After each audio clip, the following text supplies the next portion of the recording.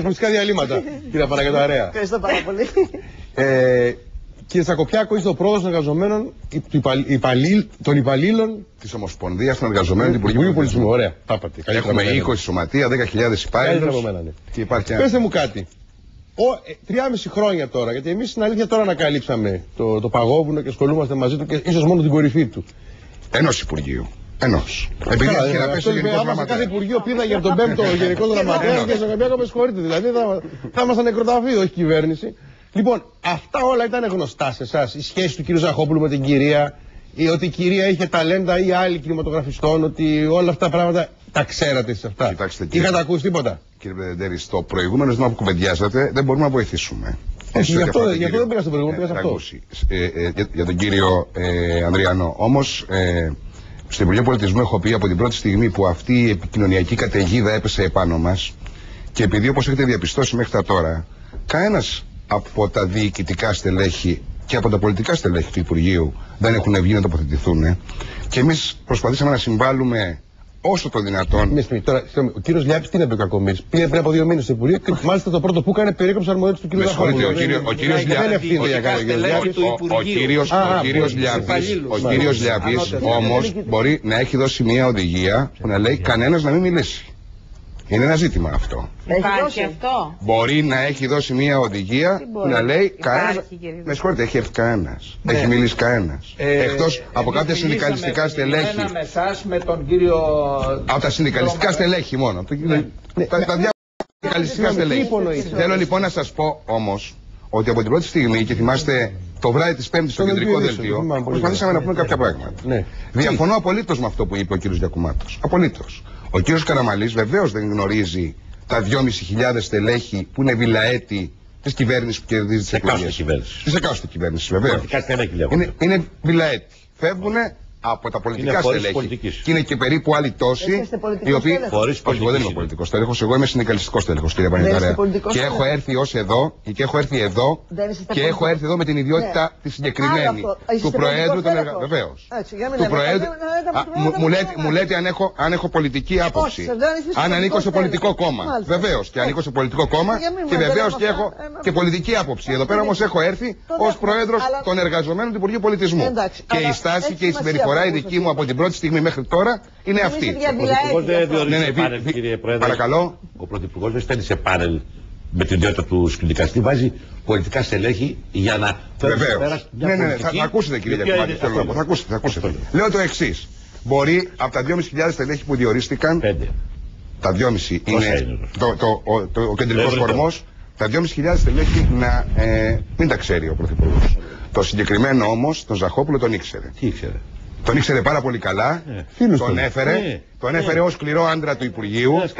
Με συγχωρείτε τώρα, δεν θα πούμε για τον άνθρωπο. Όχι. Τον ήξερε πάρα πολύ καλά. Ένα. Δεύτερον, του έδωσε αρμοδιότητες τέτοιες ως Υπουργός Πολιτισμού ο Πρωθυπουργός της χώρας. Του έδωσε αρμοδιότητες τέτοιες που ξεπέρναγε και τους υπουργούς. Γιατί υπήρχε ένα μεγάλο διάστημα που υπήρχε Υπουργός Πολιτισμού ο κ. Καραμαλής, αναπληρώτρια η κυρία Πετραλιά και υφυπουργός ο κ. Στατούλης.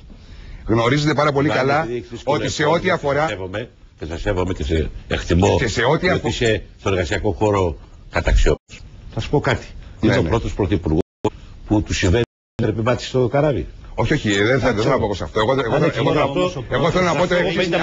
Άμα με αφήσετε θα το αποδείξω με το συνεπάγεται. Συνεπάγεται λοιπόν, κύριε Γιακουμάτε, ότι έρχεται ο Πρωθυπουργός και λέει παρότι έχω αναπληρώτρια υπουργό, παρότι έχω υφυπουργό, ο Ζαχόπουλος αναλαμβάνει αυτές τις ευθύνες. Και ποιο είναι το κυρίαρχο σημείο κατά την άποψή μου? Το τρίτο κοινοτικό πλαίσιο στηρίξης για τον πολιτισμό που σήμερα ακούγονται εκατομμύρια, δισεκατομμύρια για τον πολιτισμό. Ακούγονται. Με συγχωρείτε, σας παρακαλώ, θα σας απαντήσω αν έκανε τίποτα. Αν έκανε τίποτα, θα το είχαμε πει την πρώτη στιγμή, θα έχει τελειώσει η ιστορία. Δεν μπορούμε εμείς δεν είμαστε detective. Και εξάλλου είπαμε, κύριε Γιακουμάτε, για να είμαστε σαφείς, ότι τα υπουργεία έχουν πολύ κλειστές πόρτες, έχετε κάνει κι εσείς υπουργός, πολύ κλειστές πόρτες και πολύ ανοιχτούς διαδρόμους. Σε αυτή λοιπόν τη λογική, ενώ η διαχείριση του κοινωνικού πλαισίου στήριξης.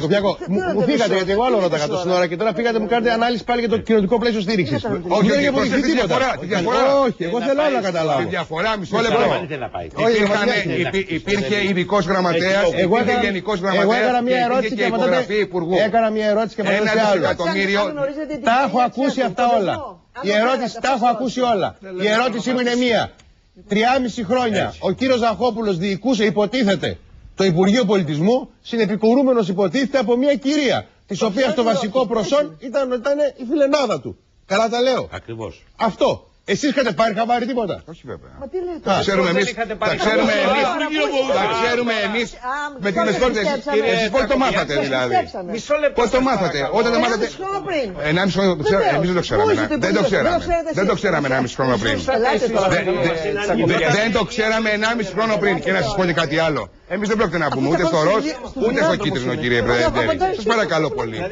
Ακόμα και αυτό να υπήρχε μέσα στο κλειστό γραφείο, ήταν πάρα πολύ δύσκολο κανείς να μιλήσει από αυτού. Αν δεν είναι σοβαρό. Το ερώτημά μου δεν είναι αν είχε ερωτική σχέση. Ρωτήστε με λοιπόν αν είναι συγκεκριμένη κυρία. Καταρχήν το τι ρωτάω εγώ. Ναι. Πρώτον. Δεύτερον. Το πρόβλημα με έναν δεν είναι αν είχε μια ερωτική σχέση ο Χ κύριος και ουδόλως με αφορά αν είχε και 10 ερωτικές σχέσεις ή 50, αν μπορούσε να τις ικανοποιεί. Το ερώτημά μου είναι το εξής. Εάν επί 3,5 χρόνια είχε στηθεί ένα παραμάγαζο στο Υπουργείο Πολιτισμού, του οποίου ηγείτο ένας κύριος, ο οποίος είχε απλώς την εμπιστοσύνη του Πρωθυπουργού και μια κυρία που είχε την εμπιστοσύνη του κυρίου. Περί αυτού επρόκειτο. Αυτό το παραμάγαζο είχε υποπέσει στην αντίληψή σας? Ότι υπήρχε μια κυρία η οποία είχε εμπιστοσύνη του κυρίου, αυτό ήταν σαφές. Το ξέρατε αυτό? Βεβαίως, το που πήγε. Τώρα το αν υπήρχε και κάτι παραπάνω από αυτό, εγώ δεν μπορώ να το ξέρω. Ωραία, γιατί δεν το καταγγείλατε? Τι εννοείται να καταγγείλουμε?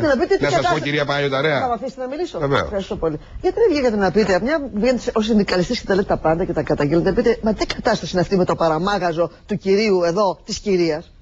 Ούτε λέμε τα πάντα, ούτε έχουμε την δυνατότητα να πούμε τα πάντα. Αυτό και όσες φορές μιλήσαμε. Αυτό δεν είναι σκάνδαλο για τον διαγωνισμό που τώρα τον ανακαλύψαμε. Για τον διαγωνισμό που τώρα τον ανακαλύψαμε, που δεν έχει να κάνει μόνο με τους 22.000. Μα και εγώ σας απαντώ. Θέλω να σας απαντήσω. Θα με επιτρέψετε να σας απαντήσω έτσι όπως πρέπει. Έτσι όπως εγώ τουλάχιστον νομίζω ότι πρέπει. Γιατί εσείς ως συνδικαλιστική ηγεσία του Υπουργείου δεν βγήκατε να πείτε? Γιατί δεν είχαμε διαπιστώσει εμείς. Το αυτό στέλνει καλά. Άρα το δέχομαι. Δεν είχαμε διαπιστώσει. Εμείς, κυρία Παναγιωταρέα, με τον κύριο Ζαχόπουλο, σε όλη μας τη θητεία. Δεν είναι παρανομία να υπερβαίνει την ιεραρχία αυτή? Την υπερεύαινε η ιεραρχία. Δεν υπερεύαινε. Από πού την υπερεύαινε την ιεραρχία? Σας είπα εγώ τέτοιο πράγμα. Ότι υπερεύαινε την ιεραρχία η κυρία αυτή. Ήταν η ανταυτού. Εντάξει, η ανταυτού. Του έκανε, ο ίδιος την επέλεξε. Αυτό είπα και εγώ. Δικαίωμά του, είναι επιλέξιμο. Ανταυτού. Όχι, δεν είναι σωστό αυτό που λέτε. Δεν είναι μόνιμη υπάλληλος. Παρακάτω για να προχωρήσουμε την κουβέντα. Όταν εμείς ανακαλύψαμε το διαγωνισμό, κύριε Πρεδεντέρη, και στείλαμε δελτίο τύπου σαν Ομοσπονδία και λέγαμε ότι εδώ πέρα δεν μιλάμε για καταστρατήγηση απλά του ΑΣΕΠ, αλλά μιλάμε για πιλωτικά κατάργηση του ΑΣΕΠ. Γίνοντας όλες τις πτυχές αυτού του διαγωνισμού, φτάσαμε σήμερα να προκύψει αυτό, να προκύψουν οι εκλογές, να καθυστερήσει η διαδικασία της επιλογής για να φτάσει ο Λιάπης να παγώσει το διαγωνισμό. Όταν εμείς μιλήσαμε, κύριε Πρεδεντέρη, με συγχωρείτε μια στιγμή αυτό μόνο, για τη διπλή ψήφο του Προέδρου, και νομίζω ήμασταν οι πρώτοι που μιλήσαμε στην εκπομπή για τη διπλή ψήφο του Προέδρου, έρχεται σήμερα ο κύριος Λιάπης και λέει ότι καταργείται η διπλή ψήφος του Προέδρου. Όταν μιλήσαμε ότι το Κεντρικό Αρχαιολογικό Συμβούλιο δεν είναι. Αυτό όμως ισχύει χρόνια. Μα είναι γνωμοδοτικό το ΚΑΣ, δεν μετράει το ΚΑΣ. Είναι γνωμοδοτικό. Σωστό. Το ΚΑΣ είναι γνωμοδοτικό και δεν είναι ανεξάρτητη. Κύριε Πρόεδρε, μην αποκρύπτει τη μισή αλήθεια. Όχι, καμία. Να τα πούμε όλα, κύριε. Ποιος το κατήργησε το ΚΑΣ? Σας παρακαλώ, ποιος κατήργησε το ΚΑΣ που είχε παλιά, δεν είχε γνωμοδοτικό χαρακτήρα, αλλά έχει ουσιαστικό χαρακτήρα? Πότε έγινε αυτό? 1976. Κύριε Πρόεδρε. Κύριε Παναγιωταρέα, το 83. Και το Πασόκ ήρθε και του έδωσε αρμοδιότητες. Κύριε Πρόεδρε, όχι κύριε Πρόεδρε, εδώ. Γιατί ασχολούμαστε με το ΚΑΣ. Όχι κύριε Πρόεδρε. Και απαλλαγή που έχει το ΑΣΕΠ. Για να είμαστε όλοι αλήθεια, δύο αποφάσεις πήρε το ΚΑΣ με την διπλή ψήφο του Πρόεδρου. Και οι δύο αποφάσεις αφορούσαν το μνημείο του αποχιστίζεται της Ακρούπολης. Δεν άλλο. Μας και καμιά άλλη περίπτωση. Το μνημείο. Εννοεί το μουσείο. Το μουσείο. Τα δύο κτίρια που θα γκρεμιστούν. Αυτές μόνο. Δεν υπάρχει καμιά άλλη απόφαση.